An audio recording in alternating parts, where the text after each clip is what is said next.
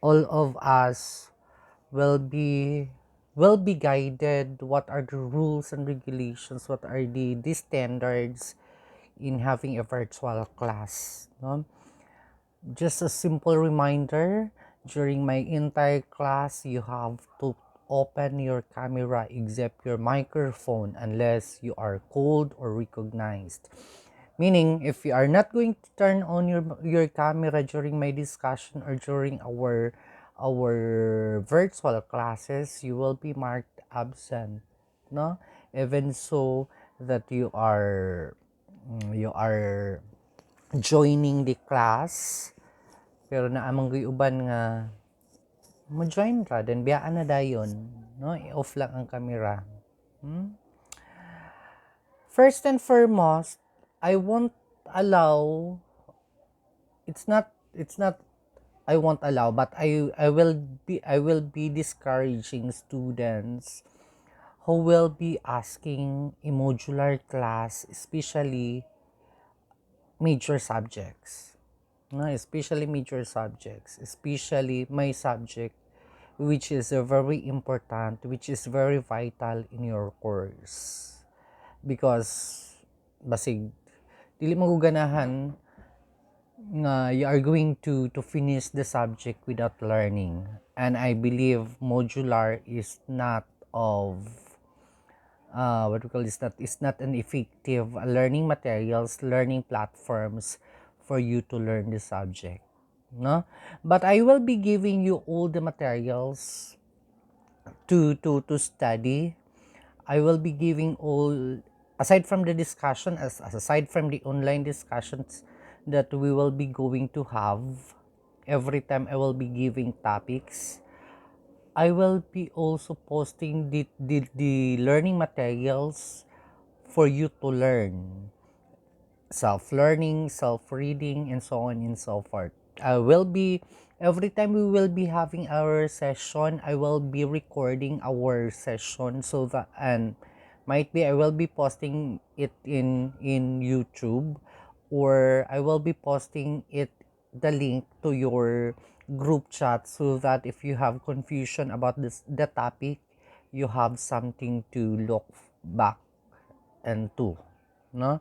So manang ah and I'm not requiring you also to attend, especially to those who have difficulties and internet connections. I am not requiring you to attend all my virtual classes.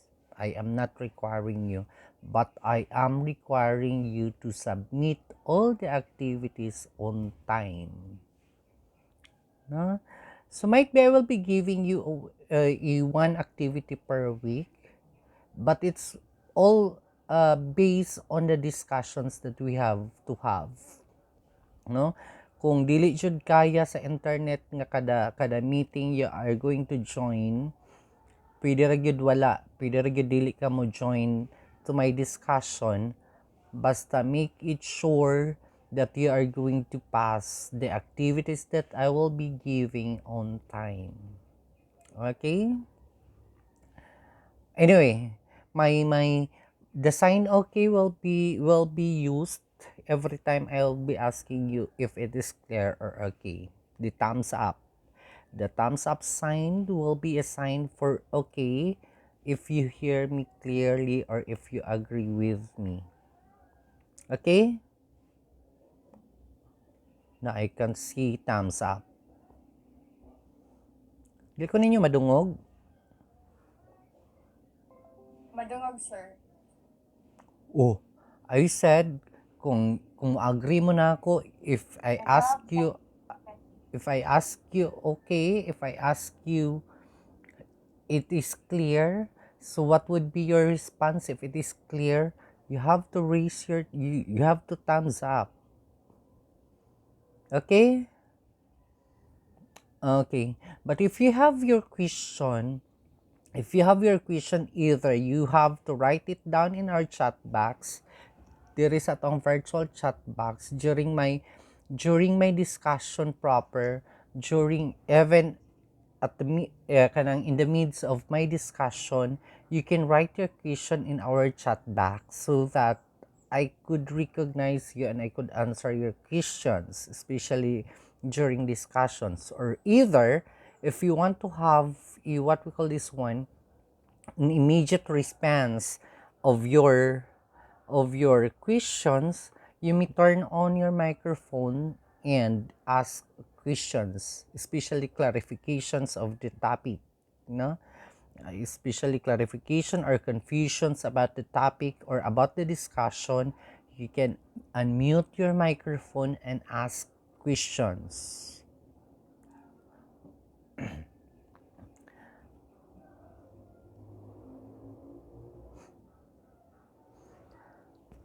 Okay? Okay.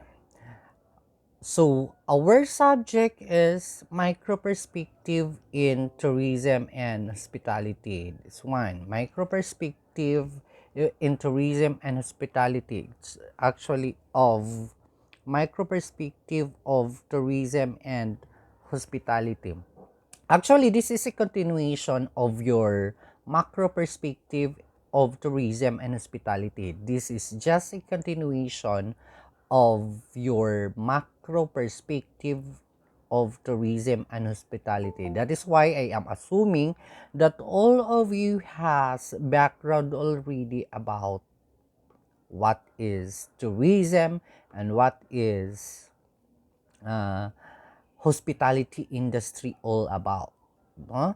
So I just really hope nga our discussions will be smooth, since I am assuming that you are all well versed about the tourism and about hospitality industry. We are still using the same author of your book. We are going to use the micro perspective. If you have time to visit, or ebooks are available, nasa yung mga ebooks about micro perspective in tourism, micro and macro perspective in tourism. This one, it looks like this one.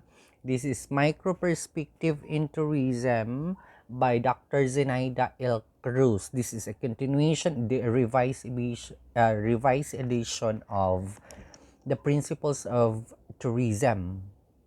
Na? The Principles of Tourism. I prepared a syllabus of this micro perspective that requires a lot of activities. Might be I won't give you quizzes or written quizzes, but most of the time I will be giving you activities. Major exams will be in a form of activities. So expect a lot of activities, might be group activities or individual activity. That is why I am discouraging you to have a modular classes of this one. It's because of the different activities that I will be giving you. Gansisad ka og mag-modular ka, ikaw ra isa, then if I am going to give you an activity, a group activity, so you will not be, but I'm not saying that you can't have the modular, ha. I want say you can still have the module. You can still have the, if you are really up to have a modular class, then I will be giving you the module, but during mga activities you will be going to do that alone, no?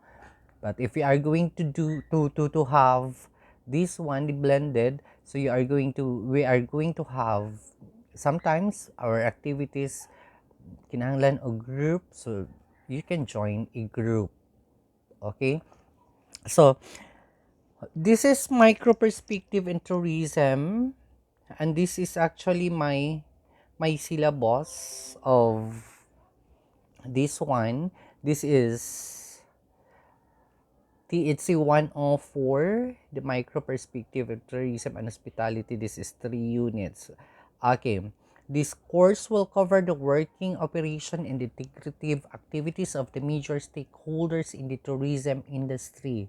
The student will also gain knowledge on managing and marketing a service-oriented business organization. Meaning to say, since you have all the background about tourism, In our micro perspective, you are going to integrate the operations of the different stakeholders or different people, different industries involved in tourism and hospitality industry. We are going to manage and market a service-oriented business organization. Meaning to say, service-oriented is different from goods uh, products. No?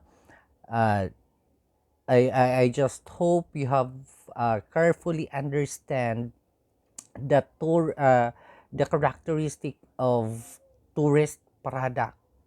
No? 'Di ba? Atong tourist product is a service. If you remembered your macro perspective, our tourist product is a service, an intangible form of product, meaning a service-oriented business organization that we are going to market and sell. So later on in our discussion, we will be discussing how are we going to create a package tour, how are we going to incorporate all the details in a package store, and later on you are going to sell or you are going to market your own package store, showcasing of course the different tourist spots in your municipalities. Another one is it provides an in-depth study of the nature and distinctive characteristic of the entire tourism industry, focusing on the management, organization, and planning of specific business strategies entities in the local setting. We will be using in the local setting on the management of the tourism sectors, the organization, and the planning, but we are going to integrate ASEAN, especially if we are going to tackle the tourism and culture. We will integrate ASEAN culture that has tourist appeal. It will also look into client profiling such as travel motivation, and it relates to aligning strategic and tactical solutions to the business. But beforehand, we will be discussing what are those different travel motivations that motivate a person to travel, so that we will have to use those different motivations for aligning our strategic and tactical solutions to the business. Meaning, we are going to have to propose a business equal to what would be the needs and wants that makes a traveler a motivation. This course also identifies the employment opportunities in each sector and the corresponding qualifications for the job. Aside from that, we are going to we are going also to discuss the different employment opportunities and the qualifications, meaning to say, after finishing your course, the BSHM, what are the different employment opportunities that you can have? There is a wide array of different employment opportunities, so do not worry of that. You might ask, after graduation, what would be my work, what would be my job? So later on our discussion, we will be discussing what are those different job opportunities that you can have, especially nowadays that we are ni kuan na ta, we are kaning integrating into the land, sea, and water, land, sea, and air. So meaning job opportunities in land, in water, and in air. So pwede ta mo trabaho sa airline companies, pwede ta sa cruise ship companies, pwede sa here sa land, hotels and motels here in our what we call this one, sa land.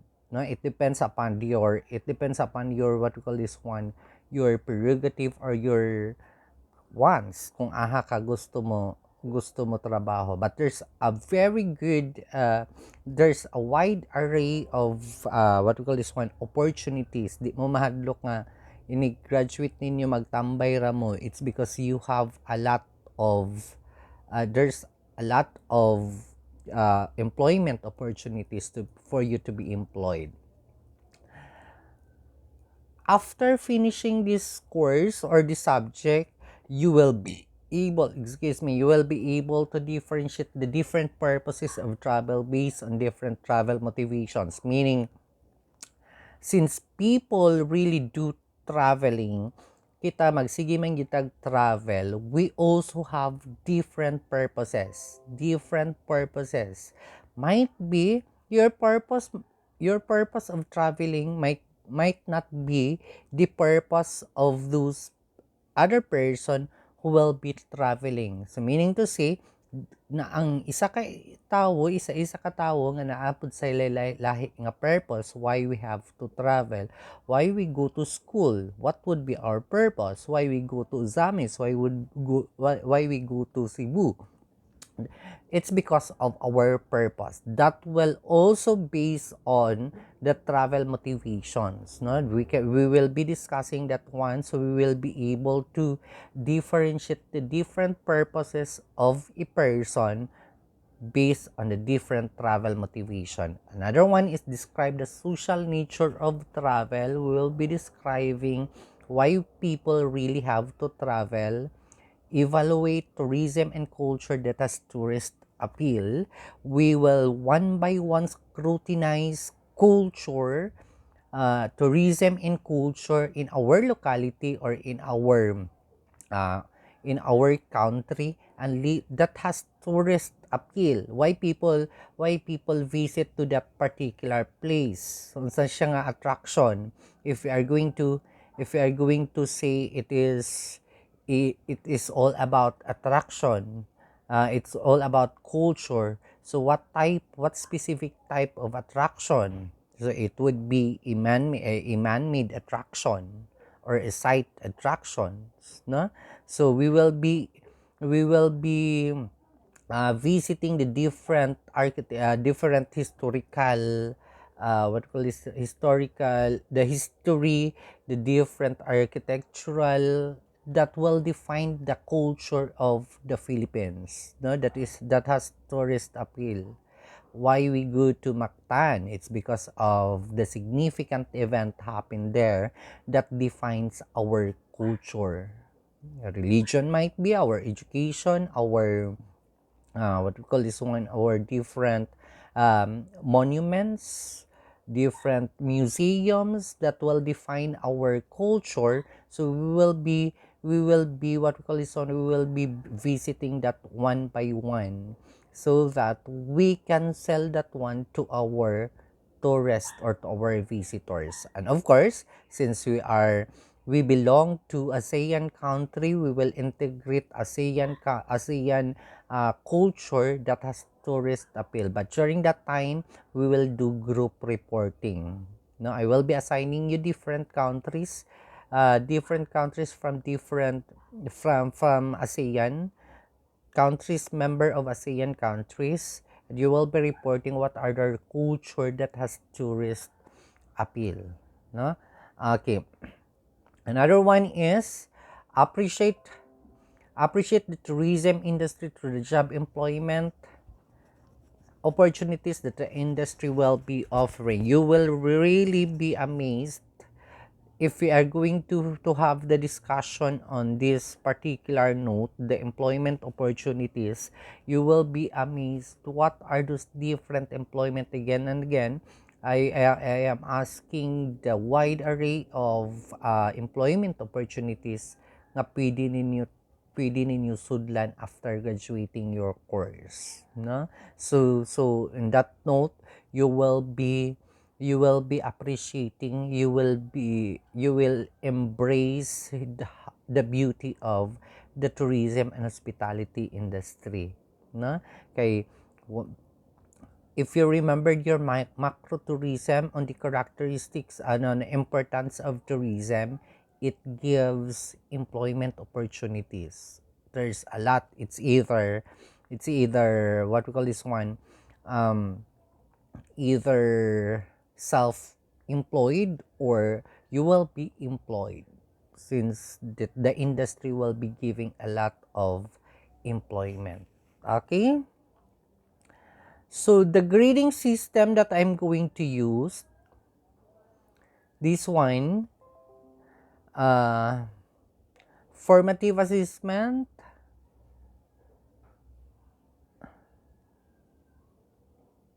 Okay. Course requirement first for our course requirement. So, pinakakuan nga if you fail to have this one, you might be I might be giving you incomplete even you have a highest score or a perfect score in practical in examinations, major examinations. But if you fail to submit this course requirement, so might be maiinsi mo na ako. First one is the creation on package tour. So, for you to para mas sayunan mo, you have to start browsing na karon, or if you have kaning mga kaila, ask brochures of the package tour. Nakaila mo package tour, murag gi-discuss ni sa inyong macro tourism, macro perspective. Nakaila mo package tour, the difference between a package tour or an independent tour, the difference between a package tour and the independent tour, the GIT and the IIT, the group inclusive tour and the individual inclusive tour. I just hope you remember that one. So as early as now, try to compile brochure so that you have a background unsay sulod sa package tour, unsay content of a package tour. Paspasunod ba na ako ni direct discuss on that note, it's because I will be assuming that you are done with that, no? The elements of a package tour, what are the contents of the package tour, what it looks like, the criteria to be used in a package tour, no? So as early as now, try to browse in the internet the different brochures of a package tour. It's because you will be doing that one, showcasing your locality, the tourist spots of your locality. So meaning to say brochure. So for example, if you are from Tabina, so if you are from the municipality of Tabina, so you have to make a brochure nga ang imong destination is Tabina. So for example, trip to Tabina for 350 per pax, good for 20, something like that. Maunay package tour brochure. You will be arranging a trip of the visitors, no?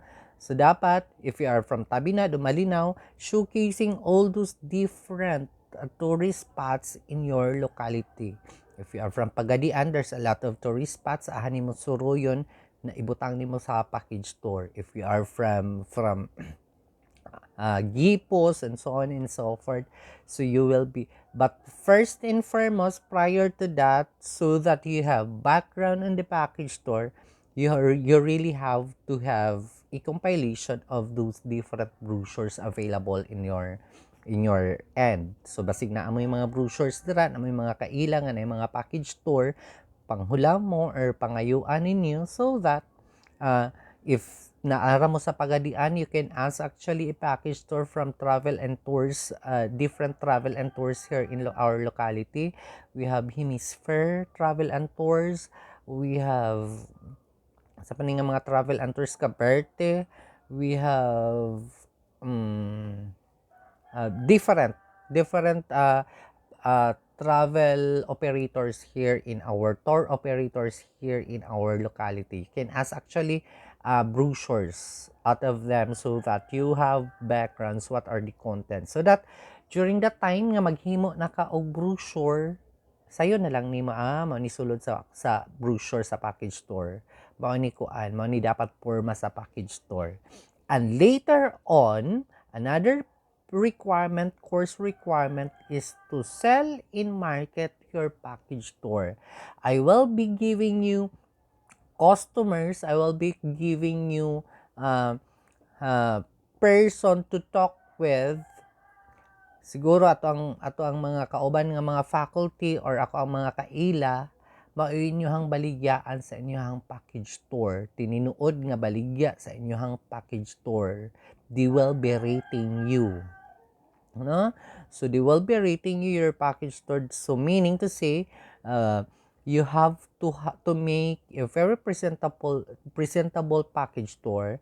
You have to make a an honest content, meaning to say katong picture dito sa picture nga imong ipangbutang sa brochure, dapat tinuod ni siya basig ang imong dagat perti ka blue, perti ka tinaw, pero pa in reality perting lubugan ay sa dagat ni abot dito. So meaning that is not an honest content that will dissatisfy your customers, or that will but there are also raba, since we are showcasing, you are going to showcase your, what do you call this one, your the destinations or the tourist spots, the different tourist spots in your locality. There are people nga basig ang imong mabaligyan well versed about those different tourist spots. Kabalo ba? Kabalo sa imong destination, kabalo sa imong mga tourist spots. So kung magbinutbot kag butang sa imong content, how are you going to sell that one?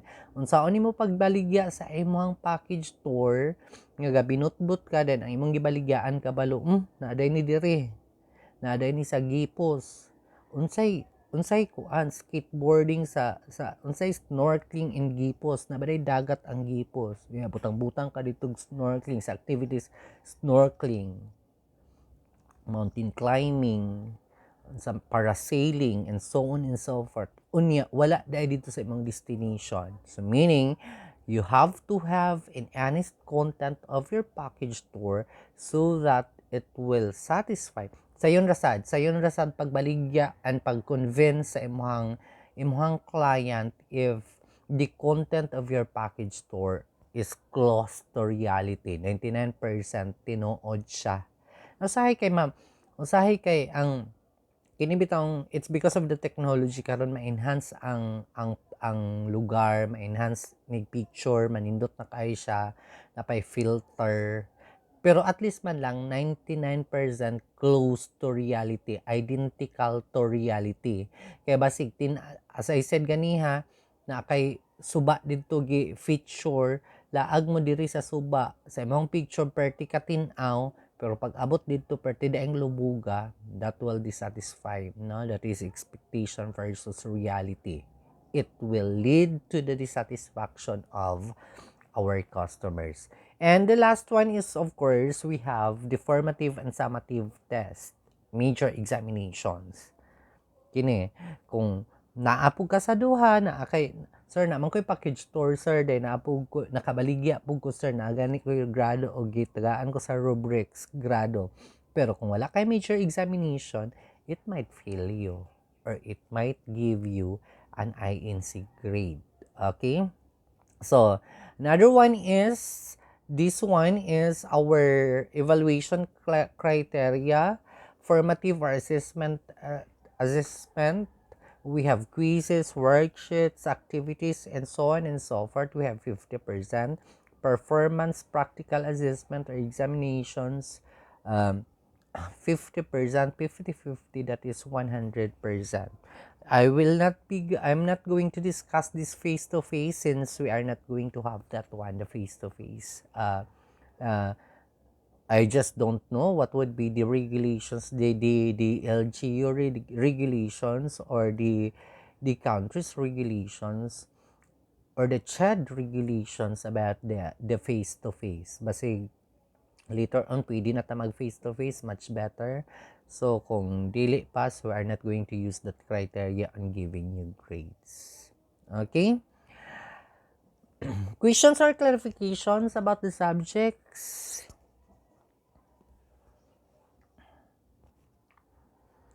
Questions or clarifications about the subjects?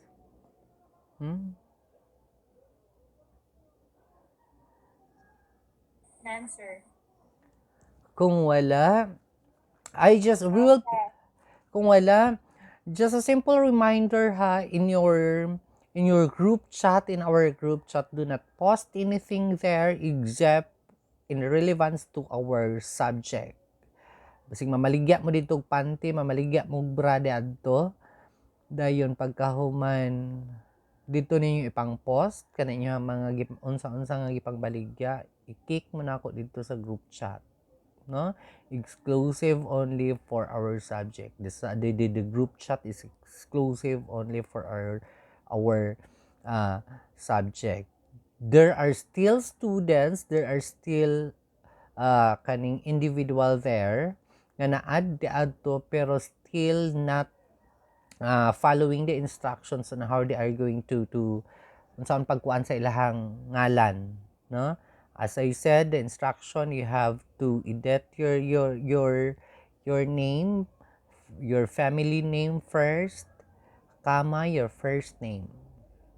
Ang uban wala pa gyud, no? Truha to ninyo. Now, our official platforms for our different activities is in Google Classroom. I just hope everybody has visited already our classroom, Google Classroom, no? So dapat na mo diadto, nakakuha na mo dito kay there are activities, your answers will be submitted there. But most of the time, because there are times nga ibutang ra na ako to through, ipapas na ako through sa ato ang messenger. There are students kining requesting me to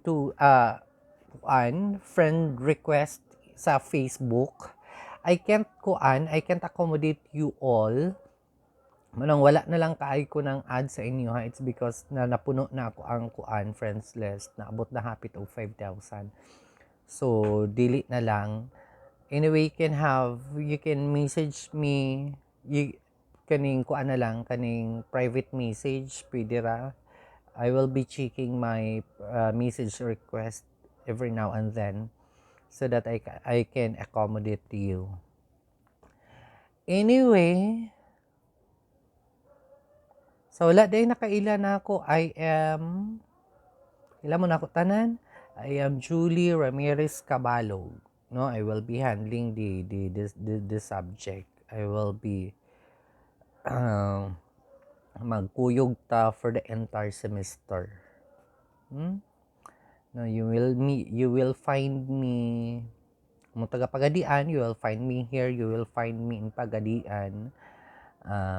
You will find me, actually you can see me different bar houses here in Pagadian, no? Laagan ko, palainom ko.